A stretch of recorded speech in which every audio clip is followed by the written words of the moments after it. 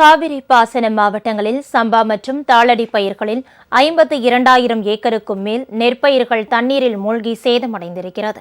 எனவே ஏக்கருக்கு 40,000 ரூபாய் இழப்பீடு வழங்க வேண்டும் என அரசுக்கு பாமக நிறுவனர் ராமதாஸ் வலியுறுத்தியுள்ளார்.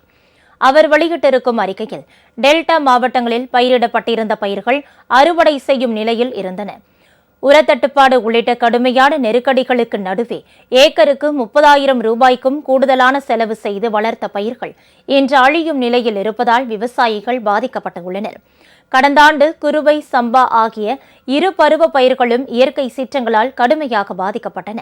அவ்வாறு பாதிக்கப்பட்ட பயிர்களுக்கு தமிழக அரசின் சார்பில் போதிய இழப்பீடு வழங்கப்படவில்லை. இப்போது பெருமழை பாதிப்பால் விவசாயிகள் கடுமையான பாதிப்புக்கு ஆளாகுவதுடன் மீள முடியாத கடன் சுமையிலும் சிக்கிக் கொள்வார்கள். எனவே காவிரி பாசன மாவட்டங்களில் மழை வெள்ளத்தால் பாதிக்கப்பட்ட பயிர்களுக்கு ஏக்கருக்கு 40,000 ரூபாய் தமிழக அரசு நிவாரணமாக வழங்க வேண்டும் என்றும் ராமதாஸ் வலியுறுத்தியுள்ளார்.